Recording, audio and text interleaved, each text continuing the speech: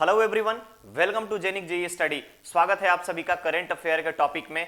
आज मैं एक बहुत ही इंपॉर्टेंट सेशंस के साथ आया हूं, जिसमें आप शायद थंबनेल देख रहे होंगे तो आपको लिखा यहां पे दिख रहा होगा, is China behind Manipur terror attack. जो अभी 13 नवंबर को जो कर्नल विप्लव त्रिपाठी के साथ जो हुआ, साथ ही साथ आसाम राइफल्स के जवानों के साथ जो हुआ, उसके रिगार्डिंग मैं आपके पास आया हूं।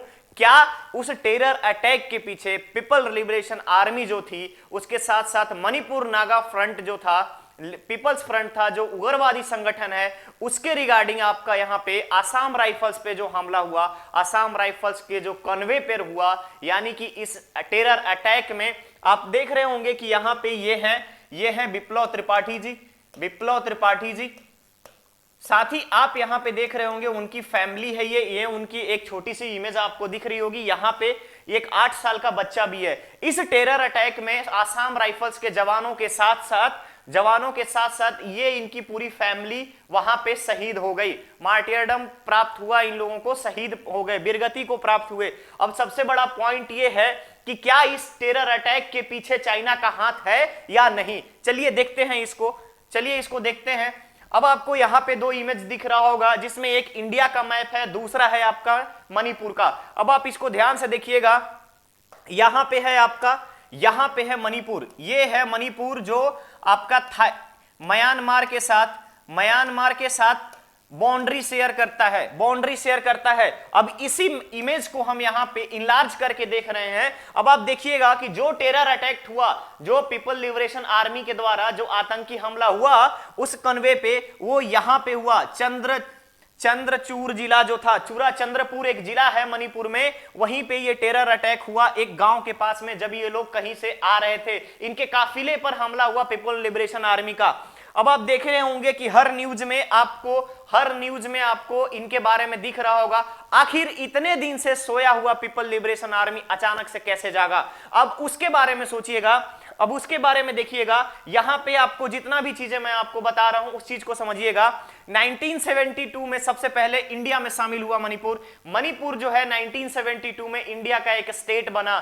यूनिफिकेशन में जब काम आया, भारतीय संघ में मणिपुर शामिल हुआ, उस समय में हाईली टैलेंटेड वहां के ह्यूमन रिसोर्सेस हैं। ऐसे ही नहीं, सिर्फ वहां पे ह्यूमन रिसोर्सेस की बात ना करूं, बहुत सारे ऐसे स्पोर्ट्स पर्सन हैं, नेचुरल रिसोर्सेस है उस स्टेट में। साथ ही साथ वहां के लोग स्पोर्ट्स पर्सन में, इंडिया स्पोर्ट्स पर्सन ने, चाहे वो मेल हो या फीमेल, इंडिया का नाम इंटरनेशनल लेवल तक लेकर के गए हैं, चाहे किसी भी टाइप का स्पोर्ट्स हो। अभी आप हाल ही में देख रहे होंगे ओलंपिक्स के बारे में, उन सब में आप अगर देख रहे होंगे तो कहीं ना कहीं ओलंपिक जो हुआ अभी 2021 में, उन सब में कहीं ना कहीं यहां के स्पोर्ट्स पर्सन भी शामिल थे। अब आप यहां पे देखिएगा कि जैसे ही most vibrant state of North East India की बात आती है, कि पूर्वोत्तर राज्यों में सबसे ज्यादा वाइब्रेंट स्टेट के नाम में आता है मणिपुर का, जो म्यांमार से सीमा साझा करती है, जो इंटरनेशनल बॉर्डर बनाती है इंडिया के तरफ से म्यांमार के साथ।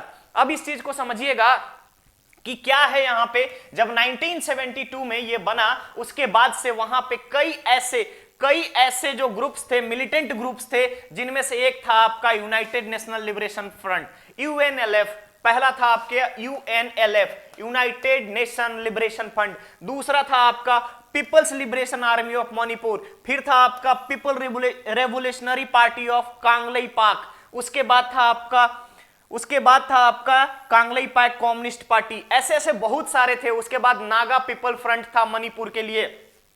अब इंटरेस्टिंग बात यह है कि आखिर कैसे आसाम राइफल्स के ऊपर हमला किए वो लोग, आखिर क्या बताना चाह रहे थे। इस अपना मणिपुर में होने के बाद भी ये लोग म्यांमार शिफ्ट हो गया, ऐसा पीपल लिबरेशन आर्मी के लोगों ने बयान दिया कि हम अब म्यांमार में आ चुके हैं। साथ ही साथ उन्होंने अपनी उपस्थिति दर्ज कराई है। कहने का मतलब सीधा सीधा यह है कि कैसे आज अचानक नॉर्थ ईस्ट में फिर से टेरर अटैक शुरू हो गया है। क्यों? आखिर क्यों? इतने दिनों से जो चीजें नॉर्मल वे में थी, जो चीजें दबा दी गई थी, पीपल्स लिबरेशन आर्मी के जितने भी वर्क थे सबको खत्म कर दिया गया था, नेस्तनाबूद कर दिया गया था इंडियन आर्मी के साथ ही साथ मणिपुर की पुलिस ने वहां पे बहुत बड़ा इंपॉर्टेंट रोल प्ले किया था। लेकिन अचानक से इनके पास आर्म्स कैसे आए, इन सब बारे की बातों में आप समझिएगा इस चीज को।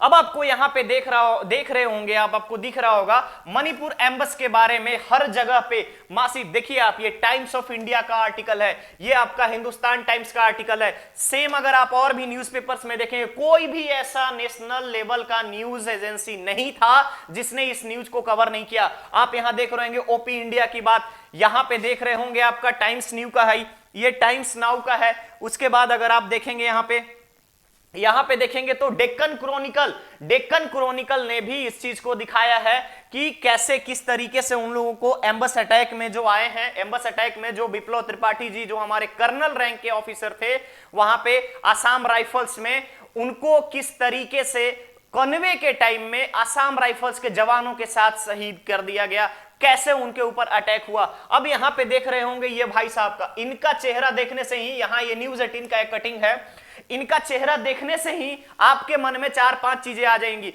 इनके पास क्या नहीं था, इनके पास कोविड है, सार्स है, साथ ही साथ आपका बहुत सारे ऐसे वायरस के खजाने हैं। इनके खजाने में सिर्फ वायरस भरा हुआ है, ये पूरे वर्ल्ड को कॉरपोरेशन के सिवाय सब कुछ देते हैं। जितनी बीमारियां हो सके सारा कुछ यहीं से उठ के आता है। जितनी भी चीजों का अगर आप देखें, 2002 में पहला केस इन्हीं के यहां मिला था, सार्स का रेस्पिरेटरी सिस्टम से रिलेटेड जो वायरस है उसका पहला केस इन्हीं के यहां मिला था। 2009 में फ्लू, जो एवियन फ्लू था, इन्हीं के यहां मिला था। मतलब ये हर तरीके से जो भाई साहब हैं, इन्होंने अपने कोषाध्यक्ष जो बनाते हैं ना, वायरस वाले को बना दिया है। हर तरफ से इनके यहां वायरस का खजाना है। कहीं ना कहीं आप देखे होंगे पिछले साल, 2 साल पहले 2019 में पहला केस वुहान लैब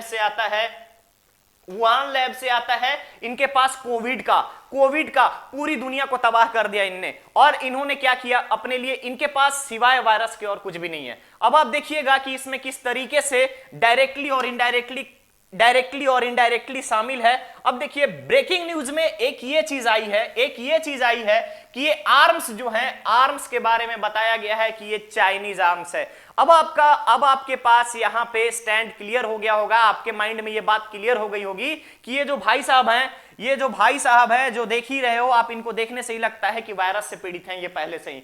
अब इनको देखने के बाद अब आप खुद सोच सकते हो कि आखिर इनकी प्रॉब्लम क्या है। इनका प्रॉब्लम है कि किसी भी कंट्री को पहले तो इतना पैसा दो कि कर्ज में ये डूब जाए और चुका ना पाए, और अगर जो ना माने उसमें आर्म्स, चाइनीज आपका आर्म्स सप्लाई करो, वहां के मिलिटेंट ग्रुप को आप आर्म्स प्रोवाइड करो ताकि वो वहां पे अशांति फैला सके अपने ही कंट्री में। चाहे वो जम्मू कश्मीर की हम बात कर लें, कश्मीर वैली की बात कर लें, या नॉर्दर्न स्टेट्स की बात कर लें, चाहे वो नागालैंड हो, आसाम हो, इनके मंसूबे का सिर्फ एक ही मकसद है, इनका सिर्फ एक ही मंसूबा होता है, किसी भी देश को चैन से जीने मत दो। पूरे वर्ल्ड को घुटनों पे ला दिया इस इंसान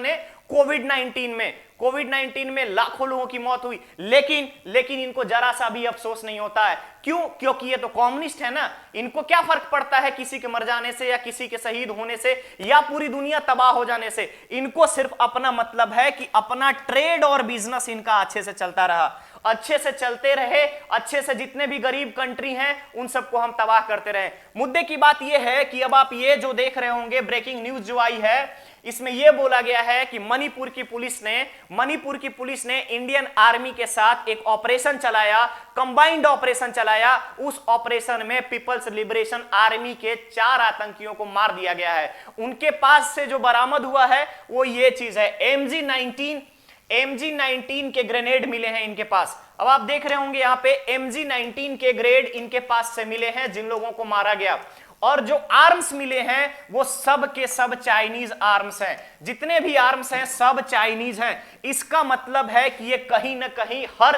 एक न्यूज एजेंसी, चाहे भले ही अभी दबी जुबान से कोई इंटरनेशनल मीडिया इस बारे में नहीं बोल रहा हो, लेकिन सच्चाई यही है कि चाइना का मंसूबा क्लियर है कि अगर हम कहीं पे ज्यादा वीक पड़ रहे हो तो मिलिटेंट ग्रुप को सपोर्ट करो और उस देश में अशांति फैलाओ। अब आप समझ रहे होंगे कि क्या चीजें थी कि चाइना ऐसा करता है। रीजन यही है, चाइना को दूसरे का ग्रोथ पसंद नहीं है। नॉर्मली आप अगर देखते होंगे तो आपके आसपास के सोसाइटी में भी बहुत सारे लोग ऐसे होंगे कि जब आप आगे बढ़ते हो तो आपके पैरों को खींचा जाता है। सेम इनका कंडीशन हो चुका है भाई साहब का, सेम इनका कंडीशन हो चुका है। ये क्या करते हैं कि कोई भी कंट्री को अगर लगता है कि कोई भी कंट्री इंटरनेशनल लेवल पे ज्यादा पॉपुलैरिटी पा रही है, किसी देश में बहुत अच्छे तरीके से शांति व्यवस्था बहाल हो गई है, तो इनकी चैन नींद जो है, वो चैन जो है सब उड़ जाता है। और इनका मेन मकसद होता है कि कैसे मिलिटेंट ग्रुप को सपोर्ट करूं, कैसे आर्म्स प्रोवाइड करूं, ताकि उस पार्टिकुलर कंट्री में शांति की बैंड बजे, ऐसी तैसी हो जाए शांति की। इनका मेन मकसद यही रहता है। खैर छोड़िए, अब इनको पूरे वर्ल्ड पे एक ये भाई साहब हैं, दूसरे हमारे वेस्टर्न पड़ोसी हैं। तो इस आर्म्स का तो यही कहानी है कि चाइनीज चीज है, चला तो शाम तक, नहीं तो फिर चांद तक वाली सिचुएशन है। ये अगर इनका सपोर्ट पाकिस्तान जैसे सोचो, पाकिस्तान की भी कंट्री एक ऐसी है जिनको खुद के खाने के लिए नहीं है, खुद की पब्लिक के लिए कुछ नहीं कर पा रहे हैं, लेकिन इनका मंसूबा होता है कि हम कश्मीर पे कब्जा करेंगे। अब आप सोचिए कि जिस इंसान ने कोविड वैक्सीन भी ऐसा दिया कि वहां की मीडिया ने, पाक की मीडिया ने जब इस बात को बताया, वहां की पब्लिक के साथ डिस्कस किया, तो उन लोगों ने सीधा मना कर दिया कि हमें चाइनीज वैक्सीन नहीं चाहिए, हमें इंडियन वैक्सीन पे। खैर इनका स्टैंड क्लियर है कि अब हमें किसी को शांति से जीने नहीं देना है। मेनली अपने को यह चीज समझना है कि बेवजह ये जो बेचारे लोग थे यहाँ पे, इनका नेटिव प्लेस है छत्तीसगढ़ स्टेट, और वहां पे as a colonel Assam rifles में ये डिप्लॉयड थे। साथ ही साथ इनके साथ फैमिली थी, एक 8 साल का छोटा बच्चा था। तो सबसे इंपॉर्टेंट यही है कि किस तरीके से चाइना यहां पे शामिल है। इंटरनेशनल मीडिया थोड़े दिन के बाद चीजों को डिक्लेयर करेंगी, और आज के जितने भी इंडियन नेशनल न्यूज़पेपर हैं, सबने इनके बारे में बता दिया है कि कहीं ना कहीं चाइना इनडायरेक्टली रूप से इसमें शामिल है। और इसकी जिम्मेदारी, इस टेरर अटैक की जिम्मेदारी पीएलए के साथ साथ Manipur Naga front liberation army ने भी लिया है। क्लियर है? और ये हथियार जो आज बरामद हुए हैं, ये आपका एक ज्वाइंट ऑपरेशन में बरामद हुए हैं। तो सीधा सीधा आप समझिए कि चाइना कहीं ना कहीं भारत की तबाही के पीछे लगा पड़ा है। अब आप इस चीज को क्लियरली समझिए कि पिछले 2 सालों से पीएलए जो है पिछले 2 सालों से कोई भी घटना को अंजाम नहीं दे रही थी, और अचानक से इनके पास इतने आर्म्स आ जाते हैं, इतने ग्रेनेड्स आ जाते हैं, जिससे कि वो तबाही मचाने पे उतर जाती है, जिससे कि वो मिलिटेंट ग्रुप जो है तबाही मचाने पे उतर जाती है। अब खैर छोड़िए इन सब बातों से, क्या है अब आपको समझना इन सब चीजों को पड़ेगा कि क्या हमें राष्ट्रवाद को बढ़ाना है या नहीं बढ़ाना है। सिंपली आप इतना समझिए कि राष्ट्रवाद एक्चुअली है क्या। जब भी ऐसे कोई एक्ट होते हैं ना, तभी हमारे अंदर राष्ट्रवाद जागता है। सिर्फ इस समय के लिए राष्ट्रवाद को मत जगाइए, राष्ट्रवाद को हमेशा के लिए अपने अंदर रखिए। चलिए मिलते हैं हम लोग नेक्स्ट वीडियो में। Thank you.